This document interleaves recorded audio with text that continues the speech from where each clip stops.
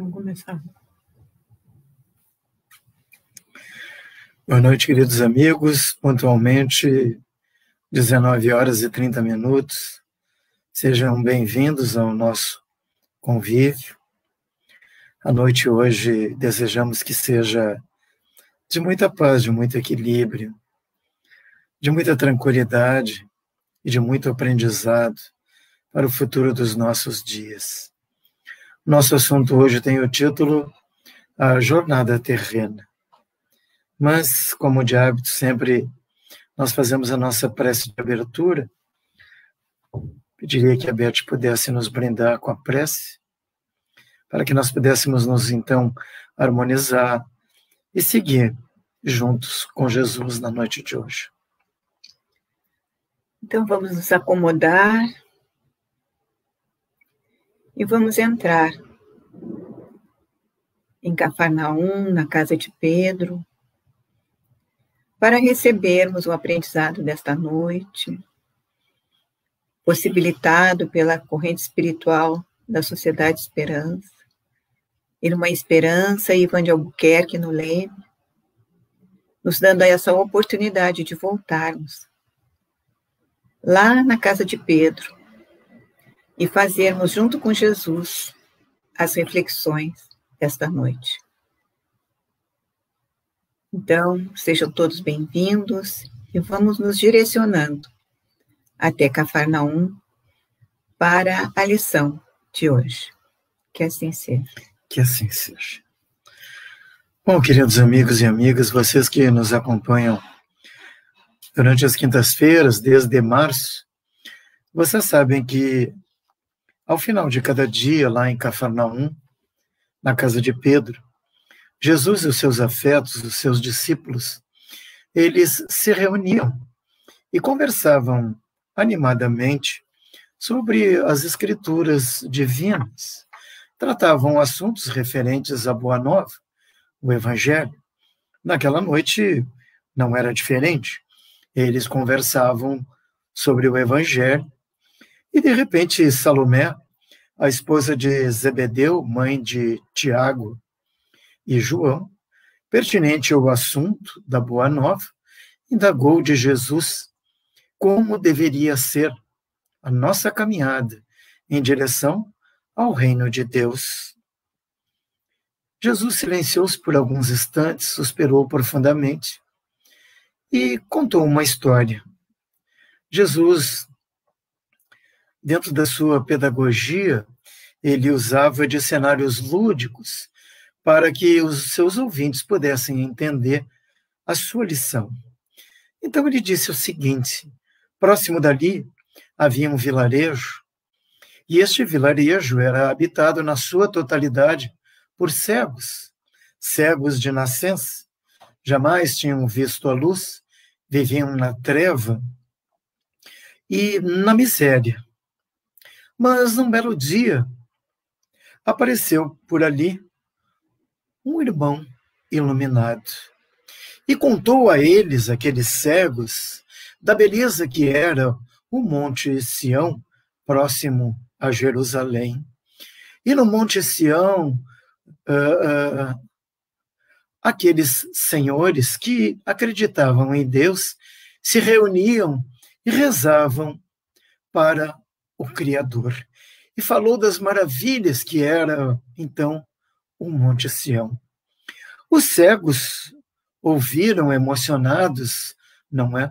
Aquele relato daquele irmão luminoso, mas se lastimaram em razão das suas limitações. Este irmão iluminado, então, disse a eles o seguinte: bom, a cegueira de vocês, ela pode ser revertida, há possibilidade. Porém, há necessidade de que vocês mudem radicalmente o seu comportamento. E mudando o seu comportamento, vocês adquirirão, então, a possibilidade de ver. Vocês verão cores, vocês verão a natureza, a beleza da natureza, vocês poderão dirigir-se ao Monte Sião e lá rezar ao Criador, e vocês verão tudo isso que é tão maravilhoso criado por Deus. Os cegos alegaram a este irmão luminoso que eram cegos de nascença, traziam consigo uma herança dos seus antepassados e não acreditavam muito na possibilidade desta cura. E não levaram adiante a proposta desse ser iluminado que bateu à sua porta. Porém, um jovem, um moço corajoso e sereno, aceitou a proposta deste anjo luminoso. Passou a ouvir, então, a receita de como deveria mudar as suas atitudes. E durante 4 anos, pôs em prática no seu dia a dia esta mudança. Passou a ser bondoso, caridoso, paciencioso, tolerante, todos os dias da sua existência, naquela relação com todos os outros irmãos daquele lugarejo. E ao cabo de 4 anos, ele venceu a cegueira e passou a ver as belezas do mundo real. Passou a ver as cores da natureza, o brilho do sol, a luminosidade da lua, e ele tinha por objetivo, caminhar em direção ao Monte Sião, em Jerusalém. Mas antes, passou de viva voz a narrar àqueles irmãos cegos de como era a beleza que os cercava. Mas os cegos não acreditaram e o taxaram de demente. Este jovem, então, reuniu algumas coisas que tinham e passou a caminhar em direção ao Monte Sião, pois o seu objetivo era poder enxergar as belezas daquela natureza e poder rezar ao Criador. E seguiu a sua caminhada. E a sua caminhada foi longa e tempestuosa, cheia de obstáculos. Foi atacado por lobos, por víboras, passou fome, passou frio. Mas, numa determinada noite, escondeu-se numa furna, faminto, achou mel silvestre e ali se alimentou e adormeceu. E quando o dia raiou, ele despertou e viu-se rodeado por um ladrão, um malfeitor. E este ladrão queria dinheiro. Mas este jovem, pobre, nada tinha. E este malfeitor, então, o escravizou. E ele passou a servir ao Senhor amo. E durante muitos anos serviu de coração. Foi bondoso, nada exigiu. O tratou com muito carinho, saciou sua fome, deu banho, enfim.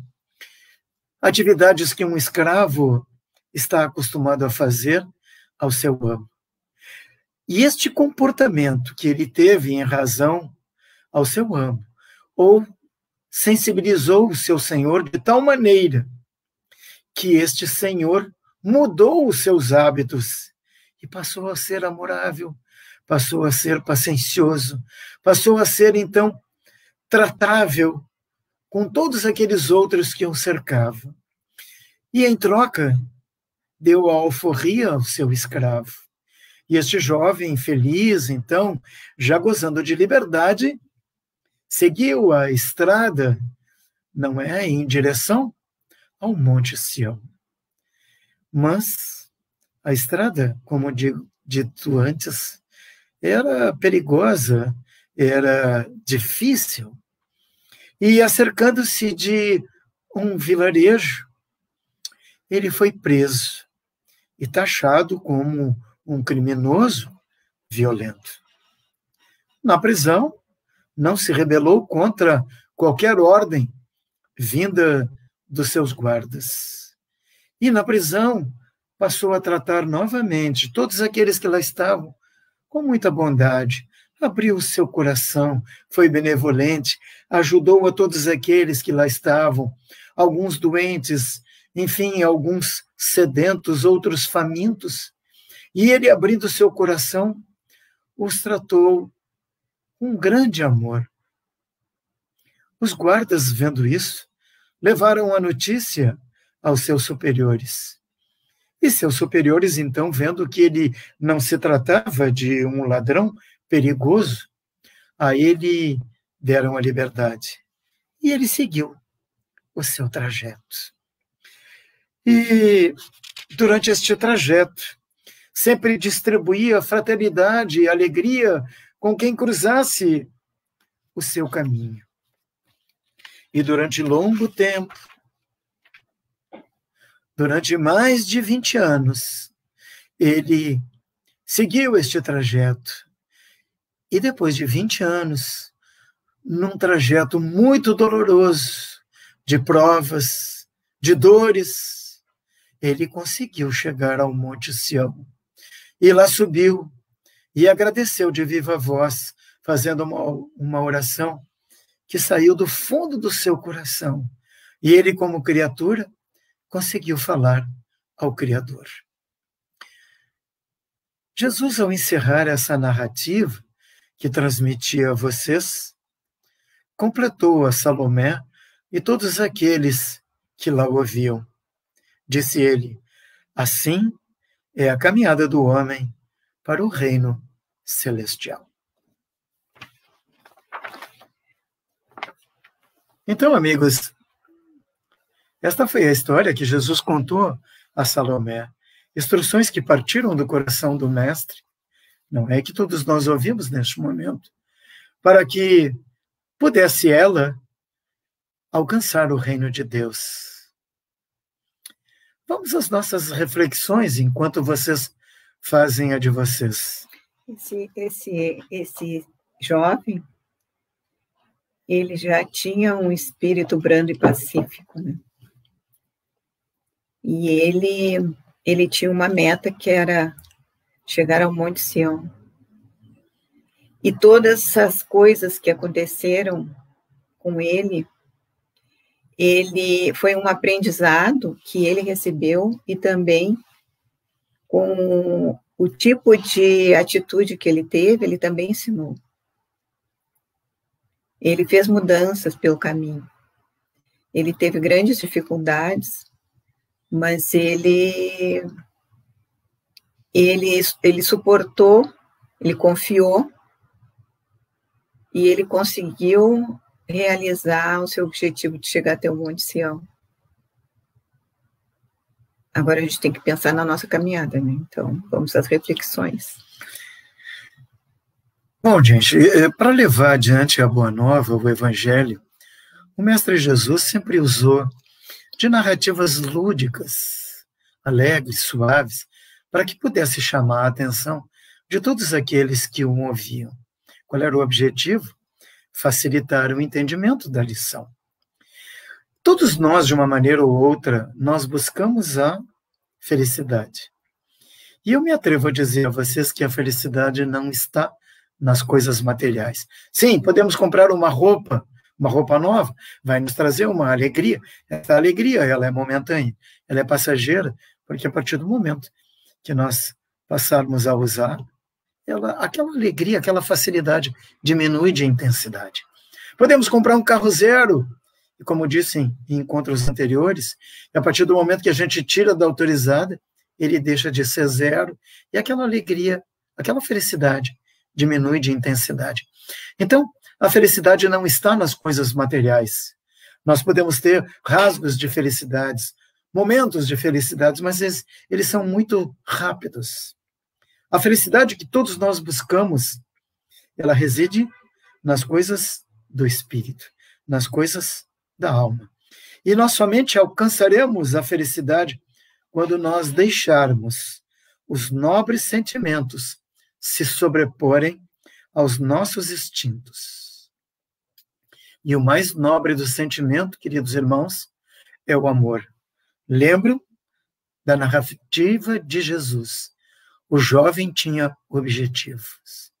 E ele fez com que o amor que estava lá dentro dele e está dentro de nós pudesse brotar a cada instante para que ele alcançasse os seus objetivos.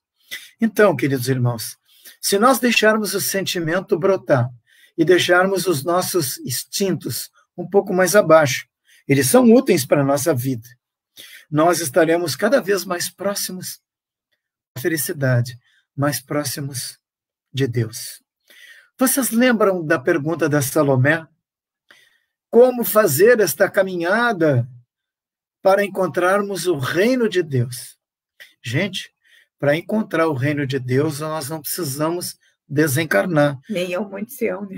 Nem ao Monte Sião, não é? Nós podemos encontrar o reino de Deus aqui, nesta caminhada terrena, não é? Qual foi o resumo da resposta que foi dada por Jesus? O resumo era transformação, mudança comportamental. Busca das virtudes. Os cegos todos não queriam mudanças, não é? Muitos de nós, em determinados momentos, nós nos comportamos como cegos. Nós queremos alcançar a felicidade, não é? Mas nós não queremos mudar. Não existe isso. Não há. Há uma máxima que diz que o pior cego é aquele que não quer ver.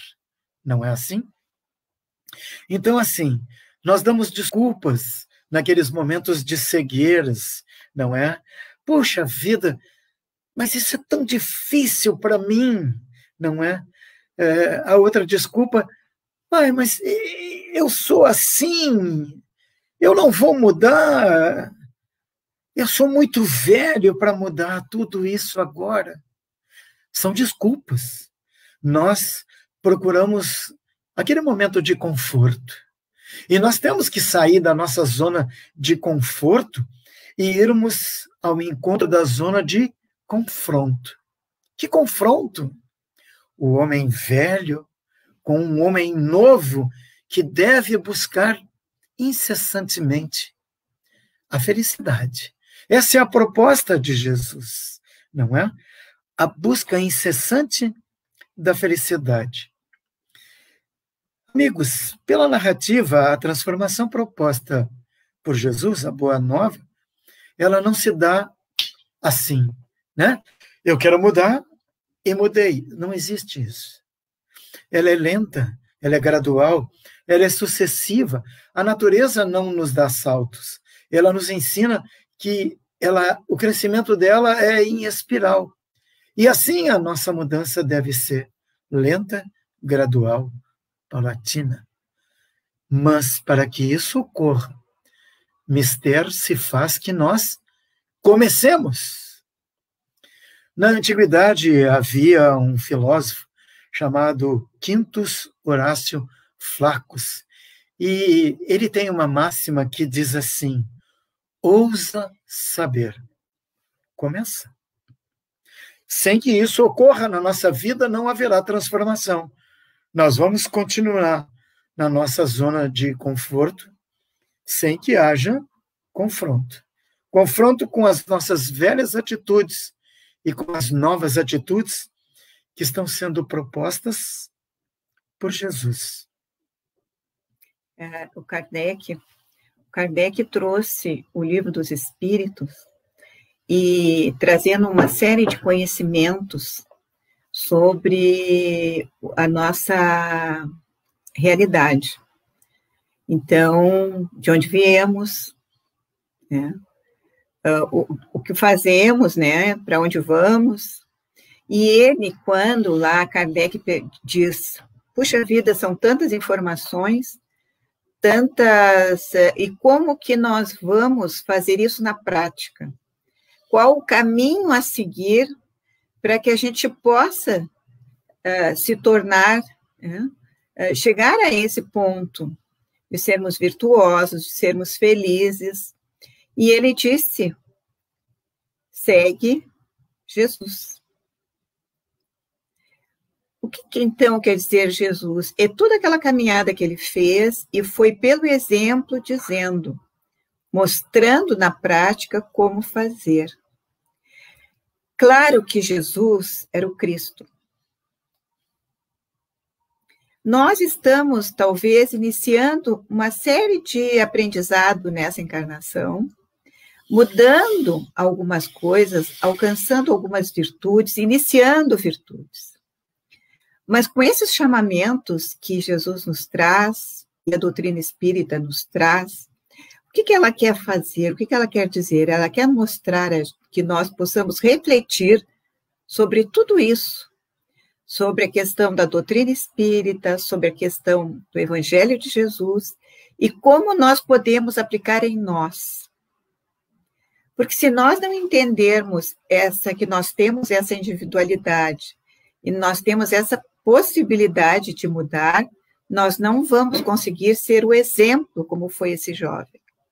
Esse jovem se tornou um exemplo, porque ele, através da sua resignação, na situação que ele vivenciava, ele também mostrava atitudes que mudavam aquele que trouxe a dificuldade. Então, a nossa caminhada é essa, é aprender e ensinar. E uma das coisas mais importantes que eu vi, quando o Rocco estava contando, é a questão do nosso olhar. Quando ele começou a falar para os outros cegos das maravilhas da natureza, os cegos não acreditaram. Mas ainda tem muitas pessoas que estão cegas para isso, que o olhar ainda está engessado em certas situações e que são muito difíceis de aceitar uma mudança. E cabe a nós termos esse entendimento e auxiliá-las com muita tranquilidade, serenidade, paz, mas também com conhecimento, sabendo que cada um está num processo evolutivo. E que nós não mudamos ninguém. As pessoas mudam porque elas querem, porque elas têm um determinado momento que elas vão dizer, bom, eu vou ter que mudar. Então, ela vai achar um jeito de mudar. E nós temos que aceitá-las como elas são nossas irmãs, são nossos irmãos. Então, nós podemos ter o olhar que aquela pessoa, aquele irmão, aquele amigo, puxa vida, mas ele continua fazendo as mesmas coisas. Mas é que para ele é muito difícil mudar ainda. Ele pode mudar em algumas coisas, mas não em todos. Nós também temos dificuldade para mudar muita coisa. Hoje nós resolvemos uma coisa, amanhã a gente está fazendo a mesma coisa. Então, esse é o caminho. Né? É nós fazer essa reflexão e nós nos transformar para melhor. E seguir lá até o Monte Sião. Lá. Aproveitando o que a Beth disse, nós não mudamos ninguém. As pessoas mudam pela sua vontade. Mas a mudança começa por nós. Nós é que temos que mudar. Então, assim, eu me atrevo a sugerir algumas coisas para vocês. Coisas que a gente vem dizendo ao longo dos nossos encontros. O primeiro, se nós quisermos mudar, primeira sugestão, conhecermos-nos. O processo de autoconhecimento. Saber como é que nós agimos em determinadas situações. Nós somos agressivos? Somos tolerantes? Somos impacientes? Ou somos bons de coração?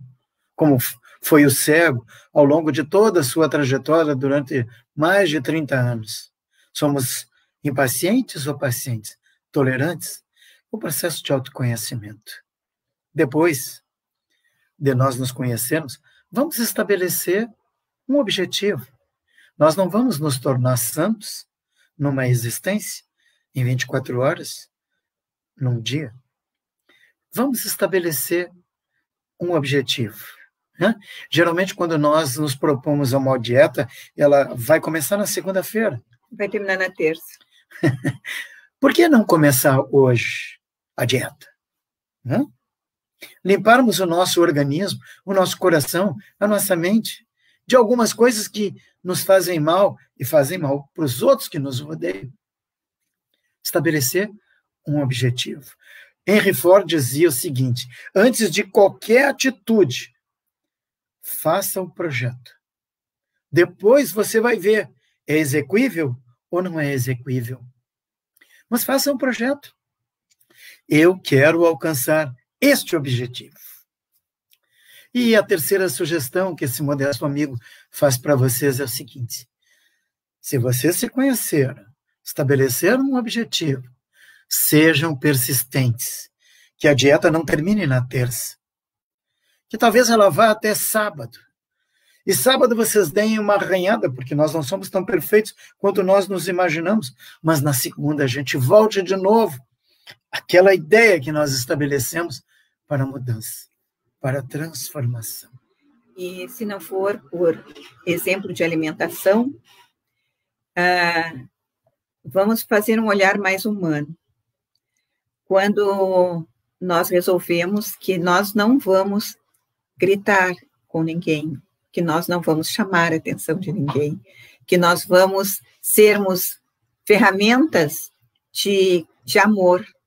Então, se dá aquela, deslizada, não custa nada dar um abraço e pedir desculpas, ou então se dar conta do que fez, ser mais amorosa, ser mais mansa, ser mais pacífica, Porque nós precisamos ser mais tolerantes.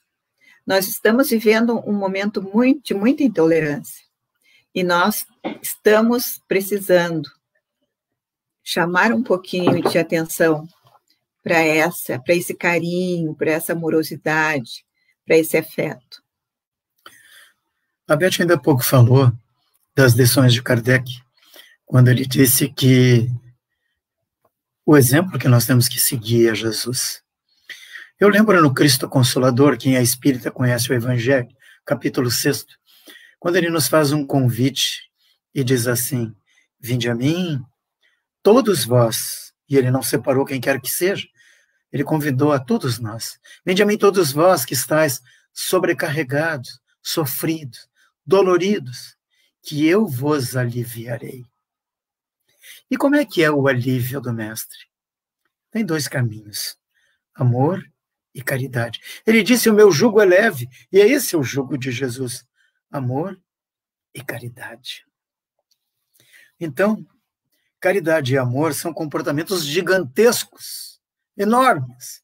Vão daqui até a China, e eles comportam... A China está na moda, né? E eles comportam vários comportamentos. A maioria deles nós falamos agora, a Beth acabou de trazer para vocês, né? O que nós temos que fazer? Evitar a maledicência. É bom falar dos outros? É, porque a gente esconde os nossos defeitos, não é? E falamos dos defeitos dos outros. A gente é useiro e invezeiro em fazer fofocas.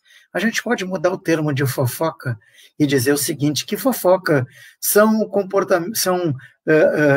análise comportamental alheia.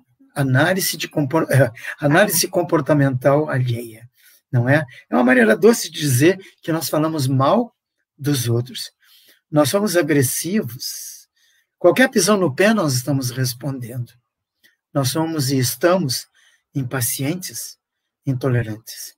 E Jesus, neste capítulo, diz assim: aprendei comigo que sou manso, que sou doce. Ele disse eu sou, e o verbo ser significa perenidade para todo.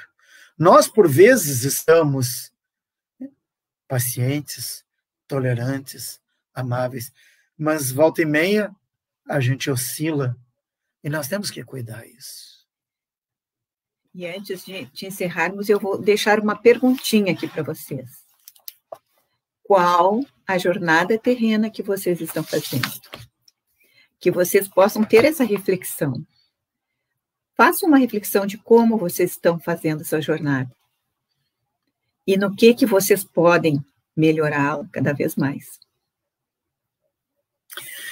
Como as ideias são muito voláteis, elas vêm e voltam, desaparecem no ar, escrevam.